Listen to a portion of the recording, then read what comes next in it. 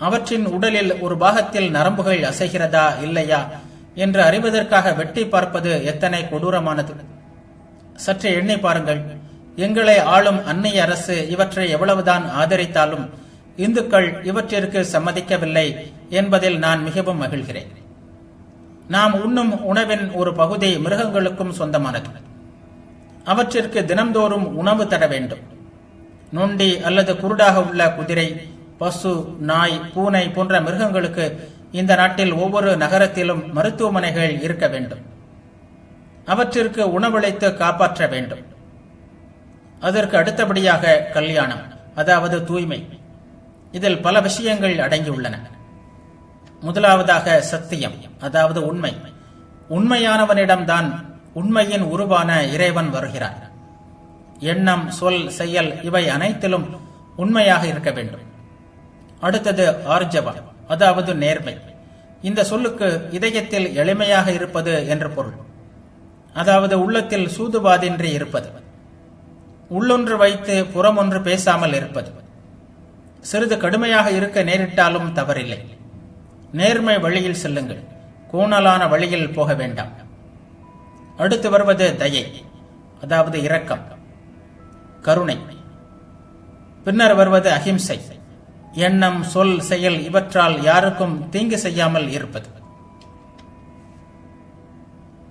அடுத்து வருவது தானம், அதாவது கொடை. கொடையை விட சிறந்த பண்பு வேறு இல்லை. யார் கை நீட்டி வாங்குகிறானோ, தனக்கென்றே பெற்றுக்கொள்கிறானோ அவன் மனிதருள் கடைப்பட்டவன்.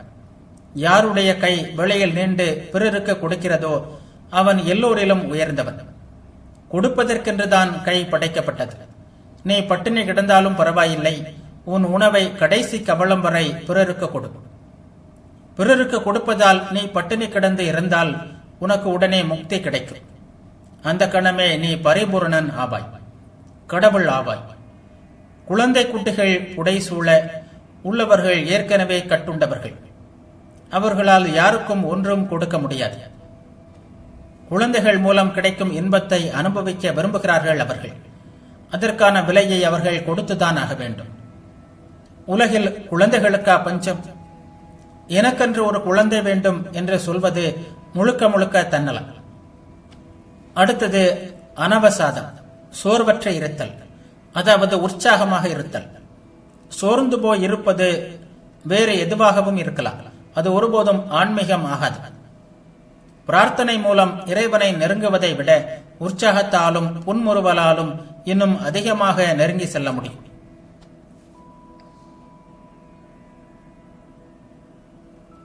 சோர்ந்திருக்கும் சோம்பல் மனத்தால் எப்படி அன்பு காட்ட இயலும்?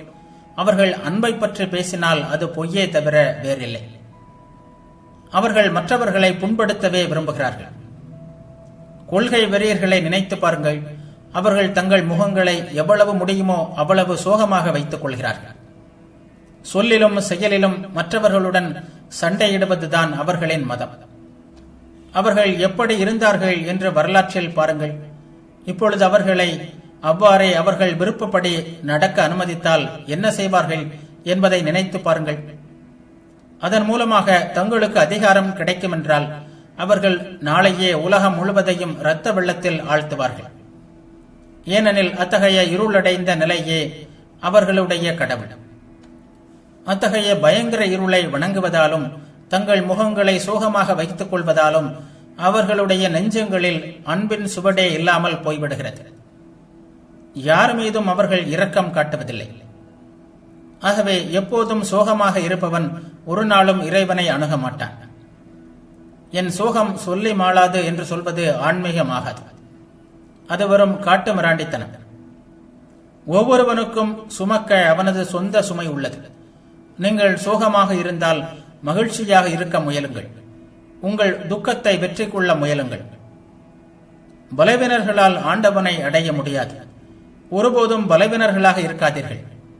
வலிமை படைத்தவர்களாக இருக்க வேண்டும். உங்களுள் அளவற்ற பலம் இருக்கிறது. இல்லாவிட்டால் எப்படி எதனையும் வெற்றி கொள்ள முடியும்? எப்படி கடவுளை நெருங்க முடியும்?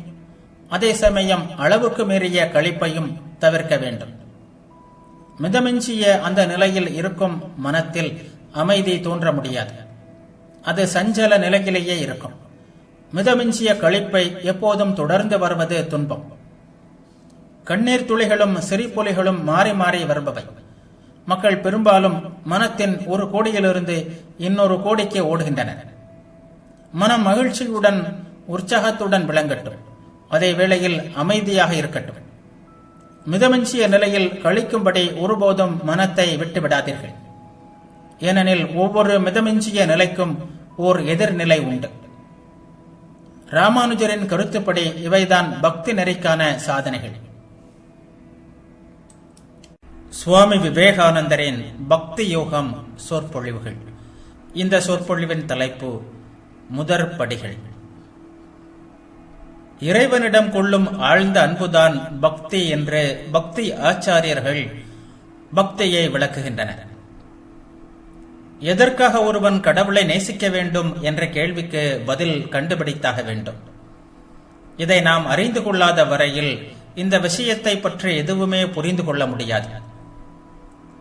ஒன்றுக்கொன்று முற்றிலும் மாறுபட்ட இரண்டு லட்சியங்கள் வாழ்க்கையில் உள்ளன. எந்த நாட்டை சேர்ந்தவர்களாயினும் எந்த மதத்தை பின்பற்றுபவர்கள் ஆனாலும் எல்லோரும் அறிந்த ஓர் உண்மை மனிதன் உடல் மட்டுமல்ல ஆன்மாவும் கூட என்பதாகும். ஆனால் மானிட வாழ்க்கையின் குறிக்கோள் என்ன என்பதில் பல்வேறு கருத்து வேறுபாடுகள் உள்ளன. மேலை நாட்டினர் பொதுவாக மனிதனின் உடல் விஷயங்களில் அதிக அக்கறை காட்டினர்.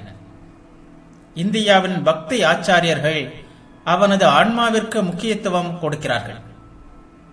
இந்த வேறுபாடு கீழ்த்திசைக்கும் மேல் திசைக்கும் இயல்பாக அமைந்துள்ளது போல் தோன்றுகிறது. அன்றாட பேச்சுவார்த்தைகளிலும் இதையே நாம் காண்கிறோம். இங்கிலாந்தில் மரணத்தை குறிப்பிடும் போது அவன் ஆவியை துறக்கிறான் என்று சொல்கிறார்கள். இந்தியாவிலோ அவன் உடலை துறக்கிறான் என்று குறிப்பிடுகின்றனர். மனிதன் என்பவன் உடல், அதில் ஆன்மா உள்ளது என்பது முதல் கருத்து.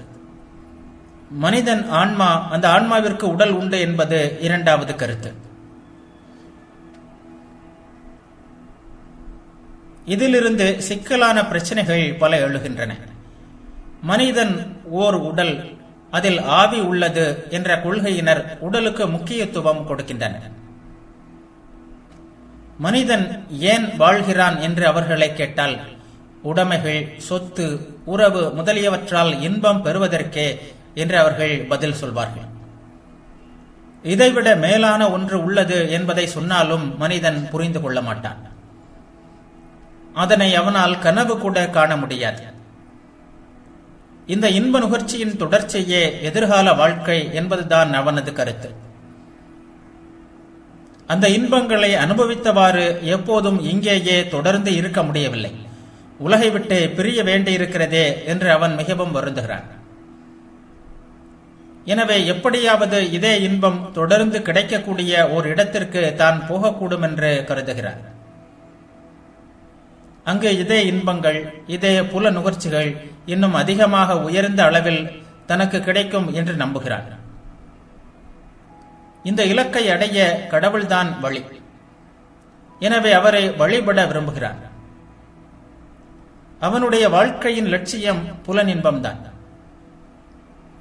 இந்த இன்பங்களை நீண்டகால குத்தகைக்கு தருபவர் இறைவன் என்று நம்புவதால் அவரை வழிபடுகிறார். ஆனால் வாழ்க்கையின் லட்சியம் இறைவன், அவனுக்கு அப்பாற்பட்டது வேறு ஒன்றுமில்லை. இப்பொழுது அனுபவிக்கும் புலனின்பங்கள் எதிர்காலத்தில் மேலான ஒன்றை பெறுவோம் என்ற நோக்குடன் தற்காலிகமாக அனுபவித்துக் கொண்டிருப்பவையே. இதுவே இந்தியர்களின் கருத்து. அது மட்டுமல்ல, இந்த புலனின்பங்களே எல்லாம் என்று எண்ணினால் அது மிகவும் பயங்கரமானது, அழிவிற்கே வழிவகுப்பது ஆகும். புலனின்ப நாட்டம் குறையும் அளவிற்கு மனிதனின் வாழ்க்கை தரம் உயர்கிறது என்பதை நாம் அன்றாட வாழ்க்கையில் காண்கிறோம். ஒரு நாய் உண்ணும்போது கவனியுங்கள், அது உணவில் மகிழ்ச்சி அடைவது போல் எந்த மனிதனும் அடைவதில்லை.